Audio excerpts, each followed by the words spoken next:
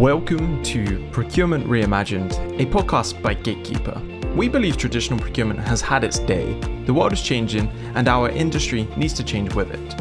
On the podcast, we share the best practices to help you streamline your procurement processes, navigate vendor onboarding, and ultimately get the most value out of your vendor contracts. I'm your host, Daniel Barnes. In this episode of Procurement Reimagined, I'm joined by Nadia Stoykov, Chief Procurement and Supply Chain Officer at Tesca Group, a global company that makes automotive fabrics and seat components. Nadia deep dives into the implementation gaps in procurement at most companies and reimagines procurement by focusing on the quality of talent and removing the structural impediments to deliver true value to the company. She also explains why sales and procurement are two sides of the same coin. Nadia brings over 30 years of leadership experience in the procurement and supply chain domain. Procurement gets boring when everybody's talking about one and the same thing about different companies. Sincerely, Yeah. And then the other thing is that very few companies will share details around some procurement techniques they're using because they're afraid that they're going to be easily replicated by the others. Okay, Yes. so that's why more philosophical topics, which by the way are important as well, I think are going to be useful for more readers, sincerely more readers. Because, are you recording already? Yes. My thought is the following. For years and years, because I've worked with several procurement organizations in some big and reputable industries, which are all in the manufacturing sectors, and we can say chemicals, automotive, specialty chemicals, coatings, and so on, with reputable companies. The amazing part is that at very few companies you have truly professional procurement people, not at the top, but rather in the middle management layer. And this is a very important layer because this is the layer that makes the strategy happen. Okay, so if this layer is not prepared, because, a very good leader, you can have an excellent CPO, but the excellent CPO could not participate in every negotiation, could not get their hands dirty and micromanage the organization. The organizations have to have the skill and ability to do that themselves and follow certain best practices and professionalism, which I do not see. And these are practically the areas when I enter an organization that are due for a good transformation. And the transformation is a lot on a human level, but which means, upgrading the talent, creating skills that they don't have, but at the same time is structural. Because many of the impediments for a good and efficient procurement is the overall structure of the company. And as an example, I can give you this, that, for example, a company, let's say a global company with many production sites, where every production site is treated like its own P&L center and its own company, and they do whatever they please to do, could never have efficient procurement process just because there is no connection between the islands. And for any global process, the same is true for supply chain, as a matter of fact, because procurement at the end of the day is quite inseparable of the supply chain philosophy. You could not have a global procurement and local supply chain that works in a seamless way. So what I'm saying is that these complexities, if you hire people to manage just one production plant in procurement, the level that you're going to look for, and you normally promote people from within, from certain functions like, let's say, manufacturing or R&D, do not have the capabilities and the commercial acumen to either understand the strategy and then apply it professionally for the benefit of the organization they're working for. And I find this as a huge gap across the board because where the procurement people and talent is sourced from is really one and the same pot, which is not the right pot, okay? The right pot really is to introduce a lot more diversity, to introduce people that have seen other environments, to even introduce people that have been successful salespeople. Because to be a good buyer, you need to be a good seller. You need to understand the selling process. You need to understand what's happening on the other side of the supplier. Because you could use all of these to your benefit, but it requires thinking. It's not just prepare a presentation for a negotiation where you describe everything about the product, but you don't ask the key questions. What is your selling process? So who needs to allow this or that? Who is the person in front of me talking to me? Is this a decision maker? Is that the right level? Is that the person that could make things happen for me in this organization? All of these questions are rarely asked, believe it or not. And then procurement turns into something like a little bit more sophisticated shopping, where, you know, based on the purchasing power of the customer, okay, it's either more successful just because you have consolidated buy and, you know, you naturally get discounts, or less successful because you buy little things and, okay, whatever you do, you can just save some pennies, but it's nothing significant, okay? And that's why my argument is in two lanes. One lane is how structurally the whole procurement function is organized, what is its place in the organization, because it's equally important as sales, okay? Sales deliver on the top line and procurement delivers on the bottom line. Both are inseparable. And in hard times, you know, if you're very good and optimized on the bottom line, the top line only benefits, okay? Because you can do so much, right? And especially now when we have so much turmoil around the world with supply chain disruptions, with costly raw materials and constantly volatile raw materials that you could not predict how much they're going to be next month. The two principles of structure and people remain like an axiom for every organization. And it needs to be looked at, okay? And the more you separate procurement within little pockets, the more you're losing the entire picture and the more you're losing of the full game, okay? Because the problem and the big money that you make in procurement is really by managing to consolidate as much buy as possible, and then finding the right suppliers that are going to give you the value that you expect, not the price, okay? The value that you expect, because the supplier can give you a lot more other value, fringe value, more than just price, because price is volatile, price is following normal indexes, and that's something not to ignore. I'm not saying to ignore, but think of the long-term benefits you can deliver to your organization by setting up certain non-tangible and some tangible, but not easily evaluatable values. And this is really the level which every procurement professional, every buyer should be able to identify at any point in time. Doesn't matter if they're buying raw materials, indirects, shoes, hats, or whatsoever. Really, the product doesn't matter, and the industry doesn't matter, because this is a purely commercial activity where a human being connects with another human being. They both want something for themselves, and the best solution is somewhere in the middle. It has to be win-win. If you get too greedy on one side and you have, let's say, the upper hand for a little while, this is going to be returned like a boomerang to you a little afterwards when condition changes. And this condition change like almost daily. You know, nowadays it's absolutely predictable that they're going to change. So building relationships and being able to professionally manage these relationships to the benefit of both sides is critical. That means that you need to know the other party better than you know yourself. And I'm not saying know the person, because you could not really know everybody out there. You should know the organization, how important you are to this organization. What is the overall weight of your company in their portfolio? How much of a leverage you have? What is the decision-making process? And what are the things that are striving to achieve? All of this is public information to a greater extent, but with a good relationship, you can find out from your counterparts. And once you know that, you can position yourself in the best spot. So your sales counterpart could go to their boss and say, look, I achieved the price that you wanted.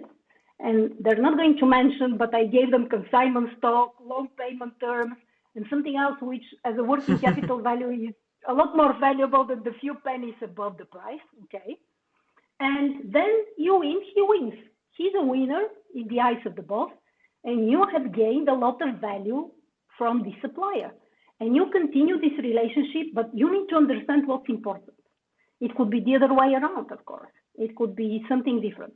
And what I'm saying is that the problem is that the pool from which the buyers, the middle management in procurement organization is sourced from is very narrow and very inappropriate for the skills you need in order to be on a high professional level and deliver as much value as possible for your organization. Okay, so if you look at, you know, some of the job descriptions for new candidate searches for buyers, it's like a ransom note, okay? You have to be from this industry. You have to be with that many years of experience in that particular product. And this is ridiculous. That category, actually, yeah. Right. So this is exactly you should not be, by the way, because you need to bring a new blood. You need to bring another viewpoint. You need to bring somebody that's going to challenge the status quo and offer something different.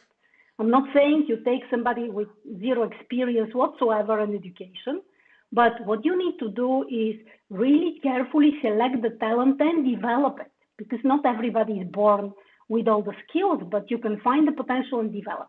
And here is the role of the leader is to identify that, to identify the potential, and leading by example to teach, actually to teach them how to fish. I'm not saying go and do it for them. Okay, in very critical, super critical negotiations, you could go and take a part with the team. But only by being with you, they learn. And this is the point. The point is that you want to reach the point where you empower them to go and do their job and be very confident and know what to look for and be very confident that they're going to achieve a win-win situation. Keep the supplier happy, as well as keep their own company happy and gain as much value as possible. Okay, so that's what is called on one side value selling and on the other side value buying. And that's why my belief is that, you know, if you look at the sales force, and you decide to develop some of the salespeople that have been in sales forever, a good home for many of them could be procurement. Because they really have been on the sales side. They know how to approach a seller and sell their concept in order to gain something for the company they work for. Okay?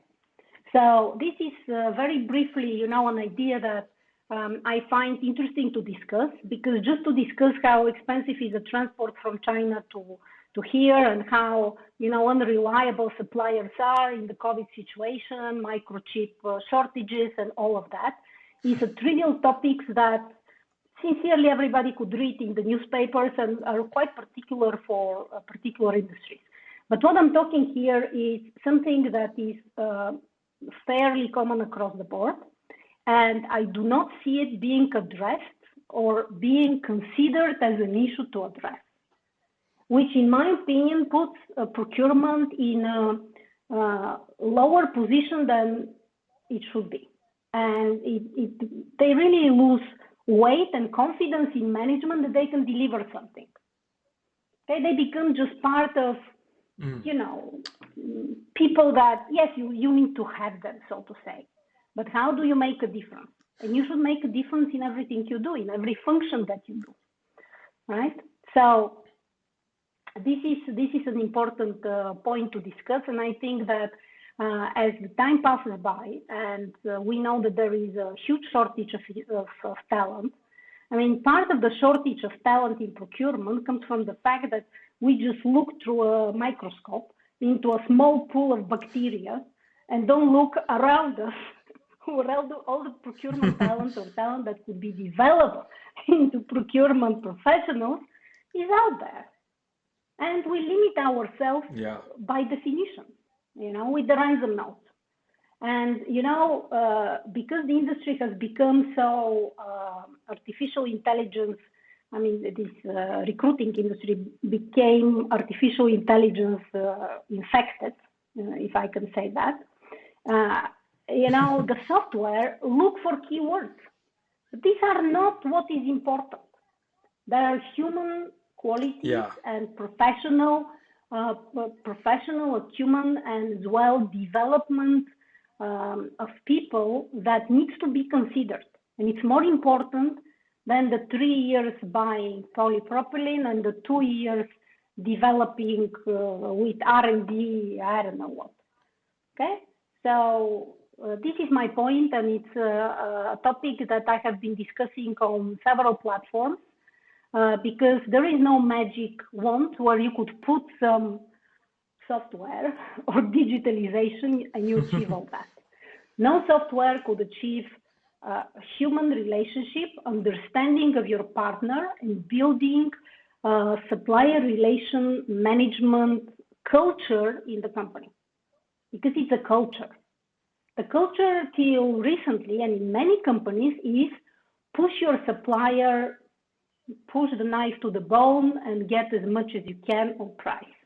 Yeah, but what do you win? These are short-term wins that are non-sustainable, and constant change of suppliers is super dreadful for manufacturing that needs to change and test all the time formulas of products and so on, because products have different quality levels and so on.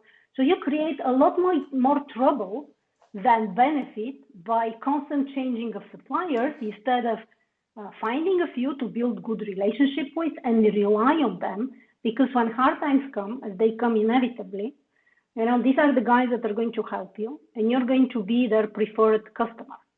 And that is the position you want to be. That is what's going to minimize the risks that you can envision, but not really pre-calculate. Yeah.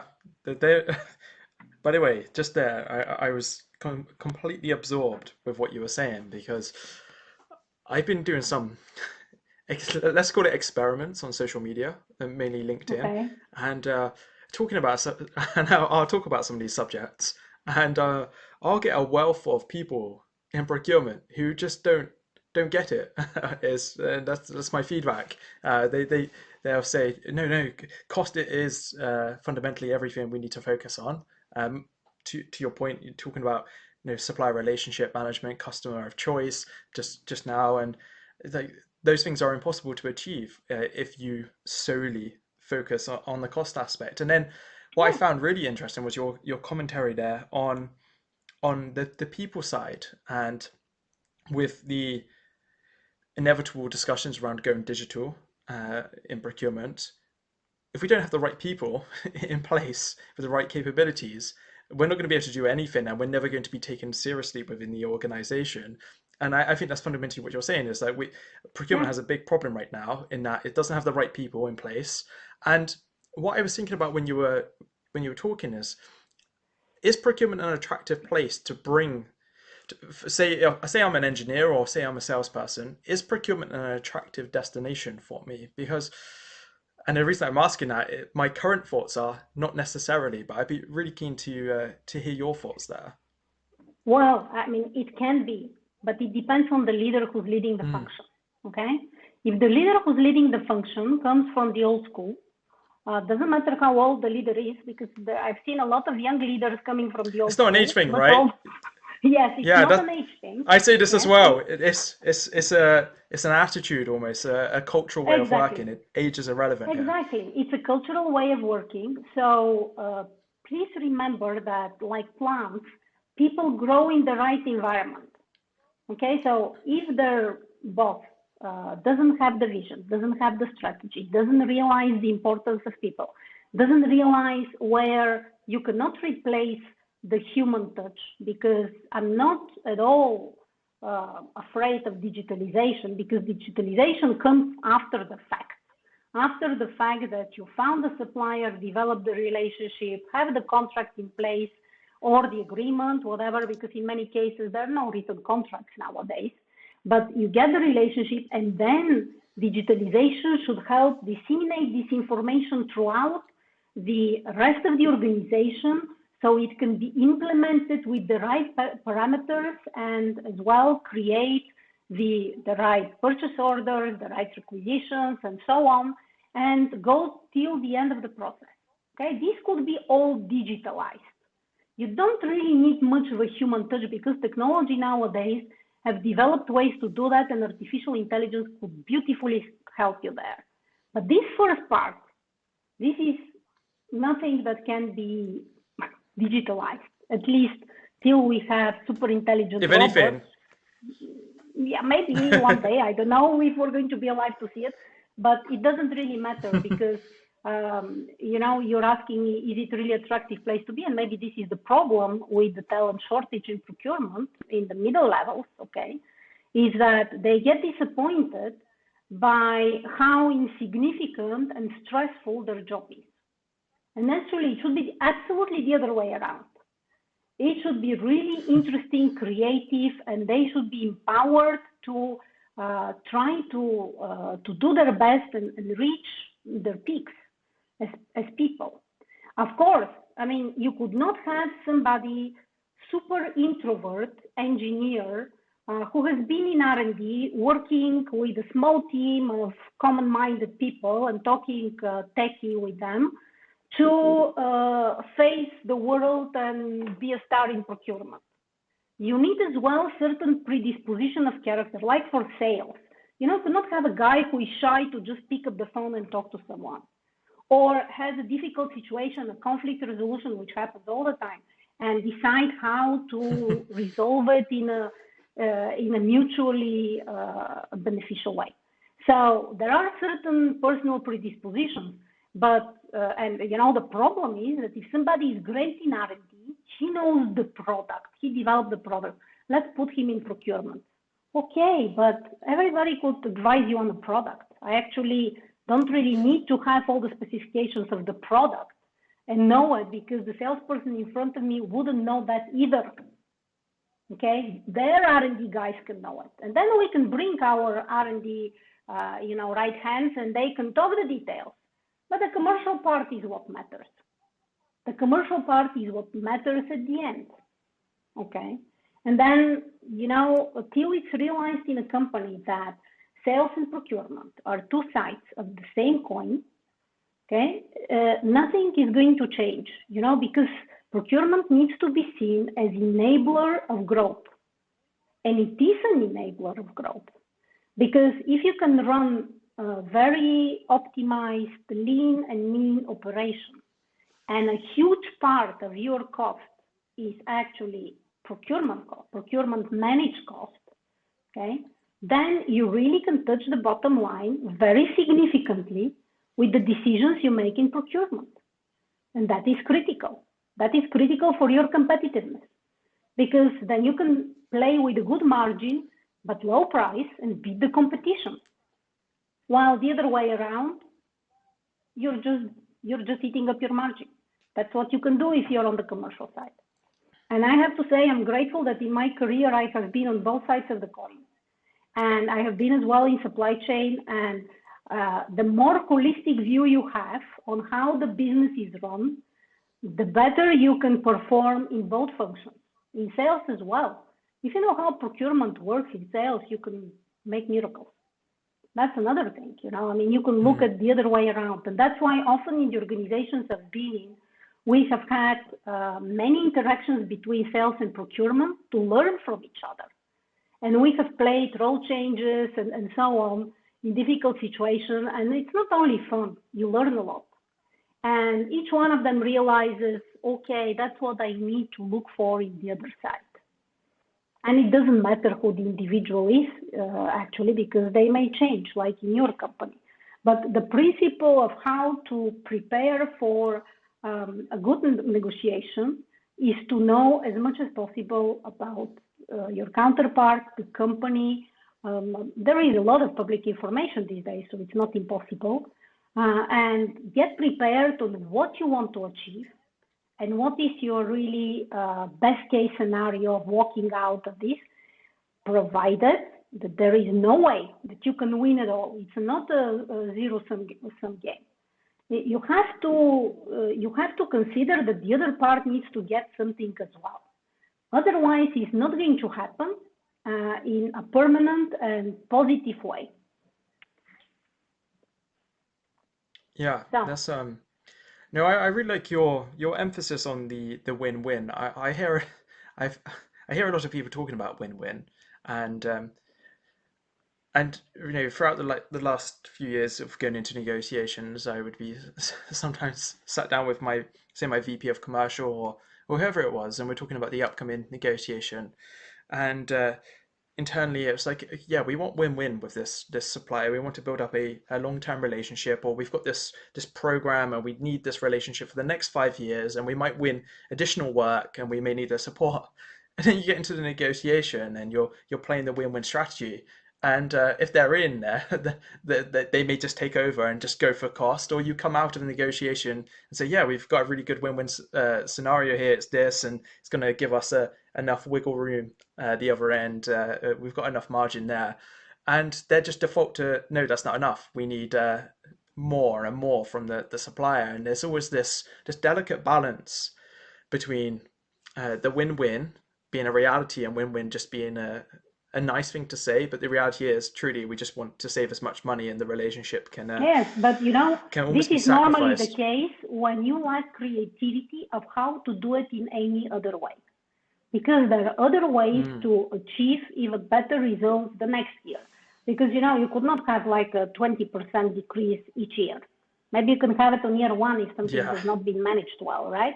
But you could not have it, year after year after year. So the thing to do is not always, push on price, but find other ways when this supplier can help you, or explore with alternative suppliers. If more value you can get for the same price, you can get more value from somebody else. Okay, so that's another thing, because there are many costs associated with the procurement decision. There is a cost of transportation, there is a cost of cleaning the manufacturing pipeline in order to introduce a new product. How much is this cost? Sometimes it's thousands and thousands.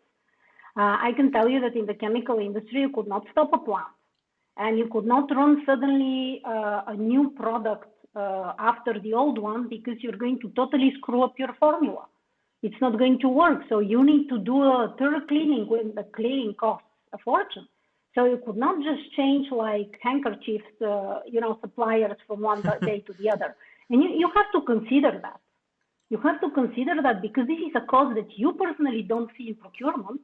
But when you draw the line for the whole company, because at the end of the day, you work for the company, these are additional costs or cost of waste of product that you create just because you introduce a new supplier, and then for the first 20 tons, it doesn't work till the pipeline is cleaned, and then you throw away a full truckload of something, right?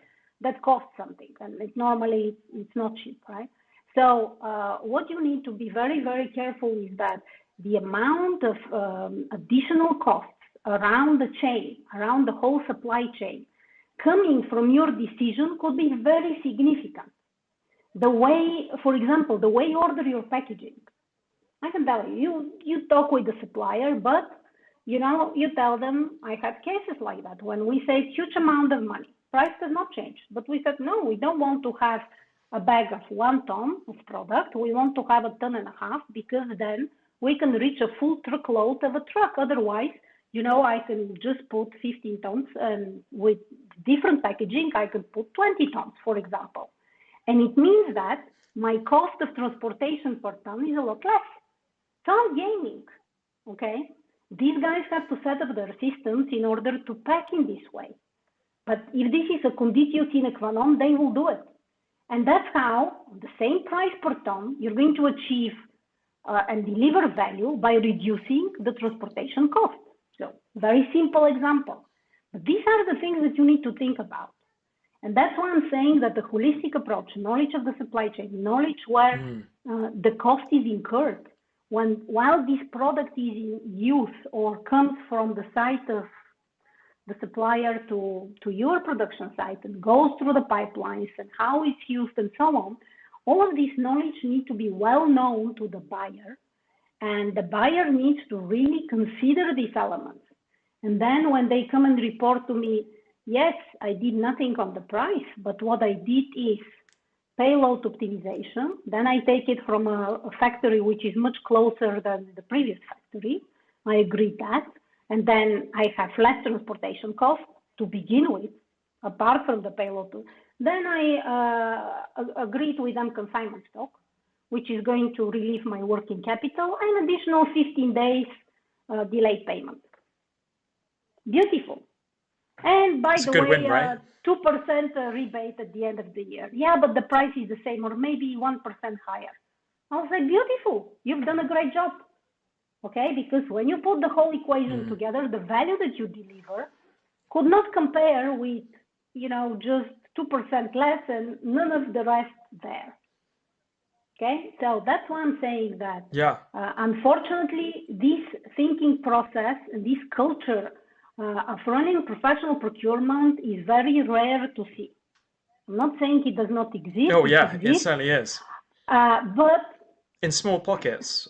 In small pockets, indeed. Yeah. And it's not encouraged by the small leaders. Pockets of excellence. It's not encouraged, because procurement culture is a culture.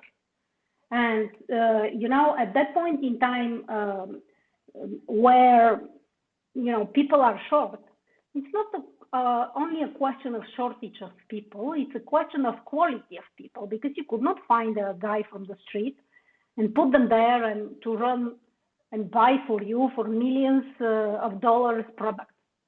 It's not possible. Okay, so where are you going to look for these guys?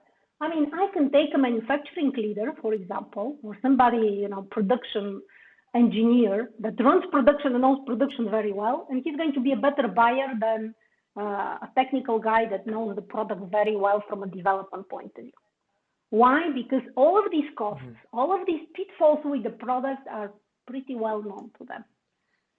Okay, and he's going to think about it, consider it, and say, yes, but this is better, and I want that, and I want that. And very often, procurement is separated from supply chain organizationally. The structure is wrong, and the procurement people rarely speak with manufacturing, which is wrong. They have to be total partners in crime. Yeah, definitely. And share experiences instead of treating them like the next part of the chain, which I don't care what happens there. It's not my job. It's not my business. I don't care. Yeah. It's a really good point, because you've just got my brain thinking back to two roles in particular I had. At one point I was working at a defense company in their laser facility, and this laser facility was just full of engineers, laser technicians, and physicists, some of the brightest people I've ever come across. And I was responsible for every part of that facility whilst I was there. And originally I started off a mile up the road. This is a huge site. And I was like, I have no idea what's going on there. I have no idea what they need. I have no idea what they're talking about. I have no idea, just no idea. And after a couple of weeks, I managed to get myself in there. And then I managed to get myself next to them and sat with them. And then I managed to get into all of their meetings. And they just were more than happy, because it turned out that they were trying to buy stuff for themselves. They understood everything, but didn't have the time to deal with it. And you can't get, like to your point of being, right, you have to be alongside them, and you have to almost absorb everything that they're saying. And that's where it's almost... you almost have to be that sponge, right? And that was very early on in my career, and I just learned to just soak everything up there. But like a lot of procurement teams, to your point, are very detached from like the wider supply chain area. Luckily, that was a supply chain team I was in at the time. But it kind of becomes this like, we talk about these silos in procurement, and normally what people refer to are silos within the organization. So they're siloed from finance or HR or whatever. But actually, it goes a little bit more deeper than that. You can become siloed within procurement from, say, the next step within the supply chain process.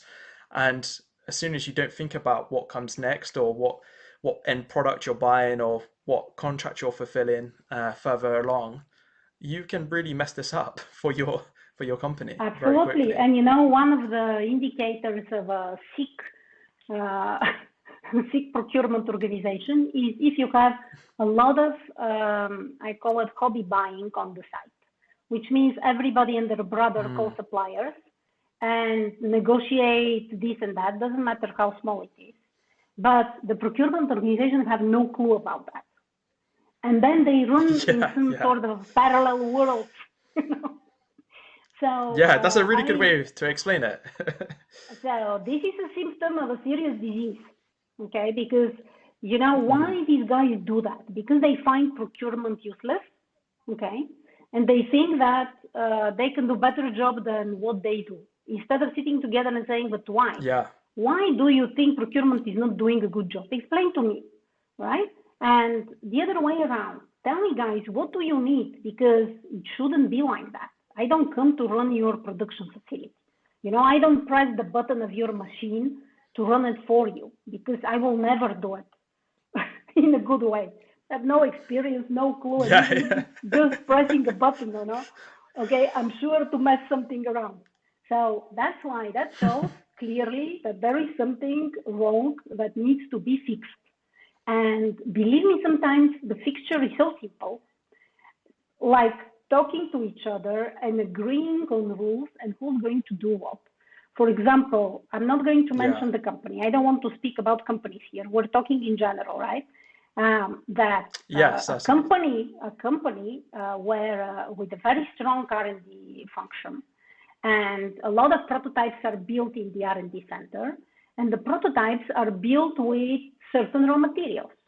But the R&D center doesn't come to procurement to say, hey, listen, give me the list of the raw materials that we currently buy, so we can see if we can build our prototype with the existing raw materials, because if you proliferate the number of materials, I could never get purchasing power, okay, to get good price on it.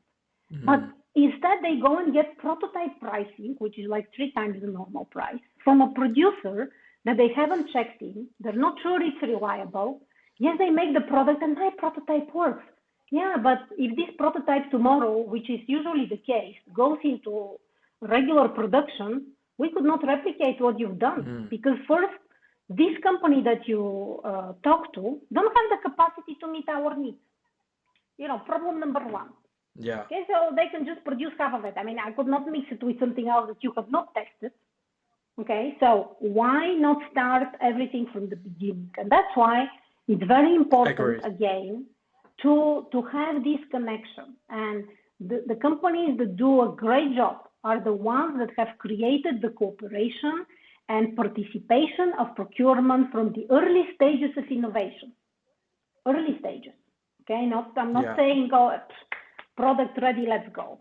Because even if it's a unique product, you know, something that nobody ever produced before, and there is one sole supplier, it's still good to know that this is the case and start preparing the ground for mass production if this happens to be the case.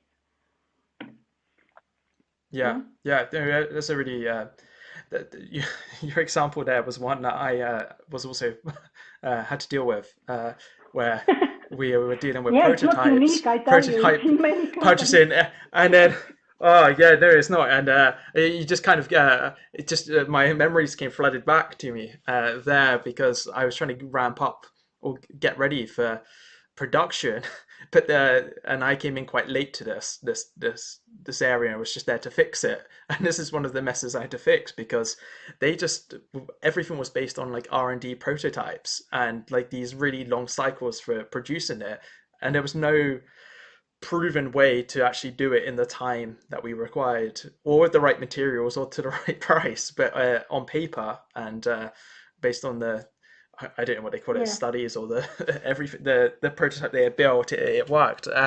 It's super interesting, Nadia. By the way, I'm super conscious of time here, and I would just really quickly like to ask you just a couple of quick fire questions that we try to ask everyone. Mainly because we have so many people like who will listen to this, and also from different sectors, and it's really cool to like contrast and compare where we're at in terms of a profession, if we can call it that. So first quick fire question I was going to ask you is, how many suppliers are you directly responsible for, Nadia, in your role? And the answer may be 0. No. Due to your status. Directly responsible is totally 0, because I'm not. I have an organization. Yeah, that's what I thought. Yes, I have an organization of category managers and buyers that are running the supplier relationship. There are several key suppliers where I help and participate in negotiation because it's complex, it's important, and sincerely, we go there as a team. And it's very important as well to come on a certain level because it depends who's on the other side. So if the counterpart of the other company It's a good point. is on my level, I'm not going to send him a junior buyer of 26, to be eaten by the sharks, definitely. So that is what I would say. Okay, I completely agree. Zero suppliers. Yeah. But yeah, with some guardianship, let's say. And Yeah. the last question, this is always a weird one for me to ask, but it's kind of funny. The response is, I'm a procurement genie, and you have one procurement wish that I can grant you. What would that wish be? One wish for the whole industry or what? Yeah, I can tell you my wish. Or you can make it quite selfish. No. My wish is that you deliver to me consistent data and uniformity in coding new products. Okay, that's what I want to have. And I explain to you why. Because one of the biggest impediments to aggregate by is the fact that, let's say, a global company with 20 plants, each one of the plants have coded one and the same product with different names. And you would not understand how much of a buy you have globally. And is that exactly the same product or very slightly different, but so slightly different that the margin of difference is insignificant? And because the consistency of ERP implementation of many companies have gone completely south, and I tell you why, sometimes it's a good reason, because let's say I implement an ERP system and everything is good and dandy, and then I acquire 3 other companies that step by and mess everything around because they have their own way of doing this until I go into complete unification, which is a long and tedious process. I lose the sight. I lose the sight of what I manage. And if I don't know what I manage, I could not manage it well. Okay, so it's like, you have a family with 25 members, they're all spending money, but you don't know exactly who is spending what. And you're wondering why my budget never comes surprise, right? And this is the point. So there are so many opportunities, but the data integrity, consistency of implementation, and very strict product creation rules are really the foundation of a good, healthy procurement process, because then you can do miracles if you're sure of the data that you have. That's it. And much time and human energy has been spent on crunching numbers and requalifying data, which at the end of the day, nobody, because these are human beings, is quite sure that is completely correct. Okay. So that is one wish. It's a good wish. Yeah, it is a wish, because I tell you, to reach the point where you have a good unification, either you have to have initial strict process, and it's not a rocket science, but it takes a lot of time to unify and to discipline the organization. You normally centralize, a team of people that are dealing with that in the system, and nobody or whoever can touch it apart from this team, and with the permission of this team, because this is all related to how you price the product. Are you putting the correct price in the system? Because I can negotiate a beautiful price, and then if I never see it on the purchase order, who gives a crap? Then I see 3-month prototype price. Why? Yeah, because somebody failed to not change the system when requested. You know what I'm saying? And then all this money, no supplier will come to you and say, yeah, you're paying too much, right? They will just say, no, they will take it and say, oh, thank you very much, do you want more? And so on, till you discover the mistake. Then, of course, a recovery could be done, but then it's again a lengthy process. And it is your fault at the end of the day. Yeah. So this is my wish. Yeah, it's a fantastic wish, Nadia. And Nadia, honestly, this conversation has been wonderful. I I think I could sit here for another hour at least and just listen and just I'm be sure, a and I sponge can and talk just for soak you another in. three because sincerely there are many things. But again, I think that we need to talk of the elephant in the room, because there are some big topics in procurement that nobody is touching upon. Everybody's talking of how the supply chains are getting very complex, and how expensive is the air freight, and how expensive is the ocean freight, and how this and the other. But that is not the point. This is not the point. The point is, how do you organize yourself? Because if you're well organized, you can absorb all of these external factors. And yes, they come and go, but you can manage. It's not a problem. The problem is your internal house is not in order. And if your internal house is not in order, you don't know what you're doing. You're shooting in the dark. No, thank you for coming on and just talking about this. Like you say, I think too many people probably shy away from it. And that's kind of what we want to bring people onto this podcast that aren't going to shy away from this. So thanks so much for coming on and just sharing all of this amazing wisdom. Sure. My pleasure. Procurement Reimagined is brought to you by Gatekeeper. To find out more about Gatekeeper and how our vendor and contract lifecycle management solution is delivering visibility, control, and compliance to our customers, visit www.gatekeeperhq.com. And then make sure to search for Procurement Reimagined in Apple Podcasts, Spotify, and Google Podcasts, or anywhere else that podcasts are found. Make sure to click subscribe so you don't miss any future episodes. On behalf of the team here at Gatekeeper, thanks for listening.